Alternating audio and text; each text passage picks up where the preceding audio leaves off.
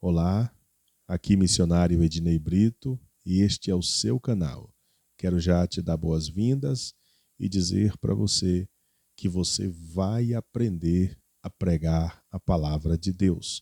A sua igreja e a sua cidade está prestes a ganhar um grande pregador e pregadora da palavra de Deus.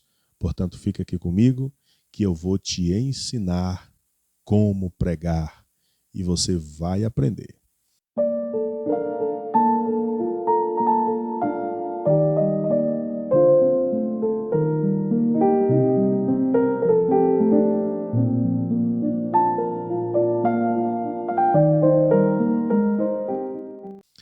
De antemão, prepare a sua Bíblia, um papel e uma caneta, porque você vai precisar fazer algumas anotações. Inicialmente, eu quero te ensinar a estruturação de um sermão. É preciso entender que quem quer pregar a Bíblia precisa compreender que o sermão bíblico ele nasce da Bíblia. Um sermão não nasce da cabeça do pregador ou da pregadora, ou do aspirante à pregação. O sermão sempre nasce da palavra de Deus, da Bíblia. Então, quem quer pregar precisa ler a palavra de Deus. Quem quer pregar precisa entender que o pensamento bíblico precisa ser estruturado. Estruturado é o mesmo que organizado, porque um sermão estruturado com certeza vai cumprir um bom efeito, porque vai ser compreendido. Sabe aquelas pessoas que lêem um texto bíblico e fica explicando, falando tudo e faz aquela mistura e no final de tudo as pessoas dizem, ele falou e não disse nada. A pregação bíblica não é isso. A pregação bíblica ela tem um início, meio e fim.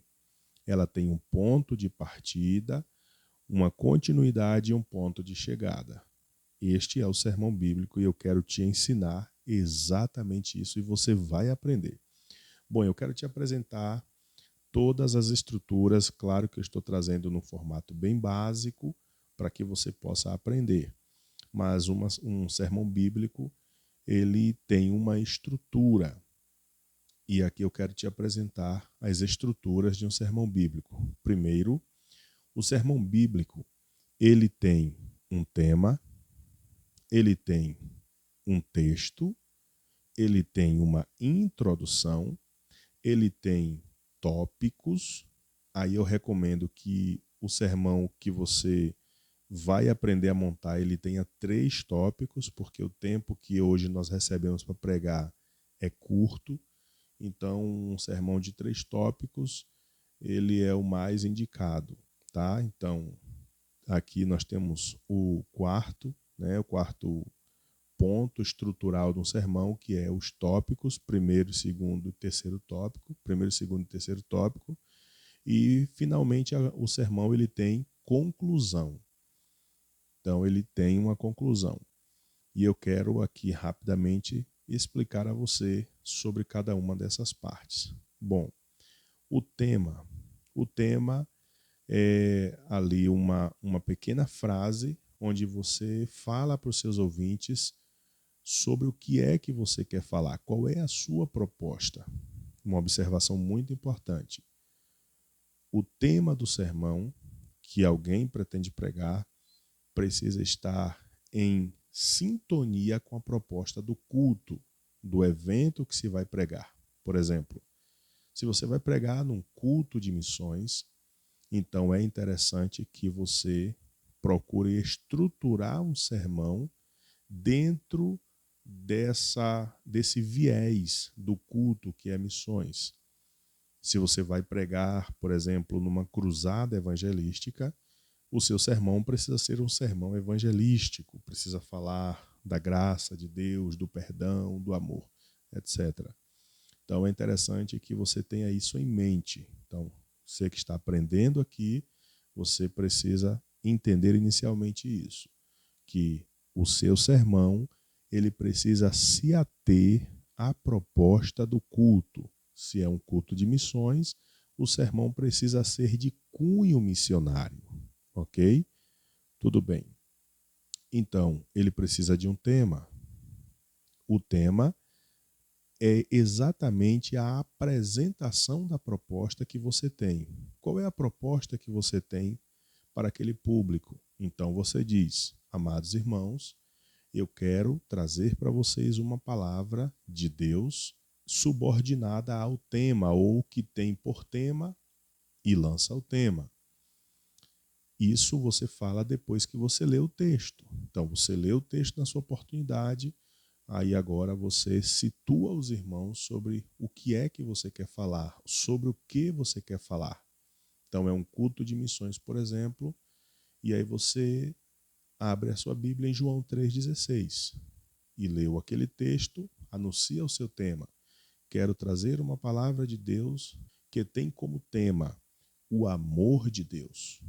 Então, dito isso, você já tem aí o texto que foi lido, o tema anunciado, e agora você precisa introduzir a tua mensagem. Entenda muito bem isso que eu vou dizer. A introdução é a parte mais importante do sermão. Por que eu estou te dizendo isso? Porque nela ou você ganha o seu público, a atenção do público, ou você perde a atenção do público e as pessoas já não criam mais interesse em te ouvir. E nessa era digital tecnológica, todo mundo está na igreja com o celular na mão, e uma das formas de você entender que as pessoas elas não estão interessadas no que você está falando é quando elas começam a mexer no celular. Então é interessante que você entenda que a introdução ela é a parte mais importante, ok? Mas como que você pode estar desenvolvendo a introdução do seu sermão? Então eu vou dar aqui só um aperitivozinho de introdução em cima desse texto que nós estamos trabalhando, que é João 3,16. Por exemplo, todos nós, falando do amor de Deus, todos nós já ouvimos falar em amor. Já ouvimos falar no amor de um pai para com o filho, de uma mãe para com o filho. Já ouvimos falar do amor de um marido para com a esposa, do esposo, da esposa para com o marido.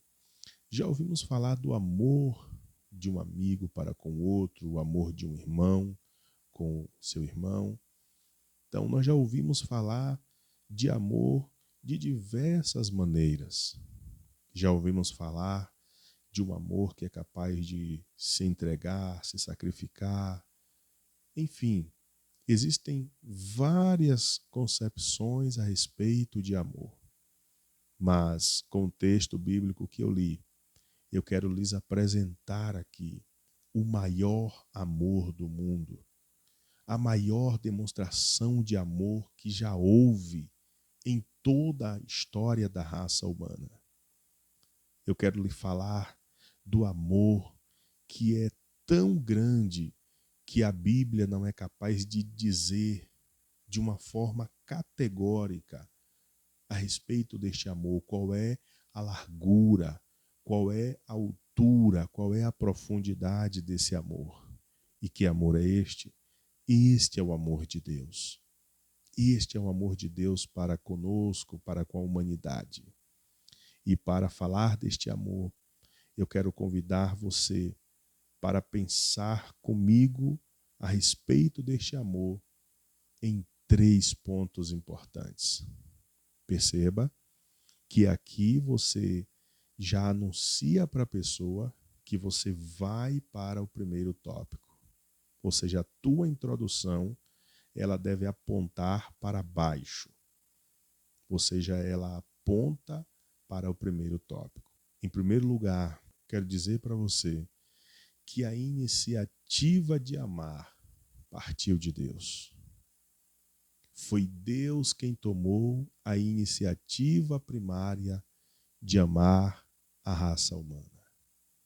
Todos nós sabemos que o pecado ele nos distanciou de Deus.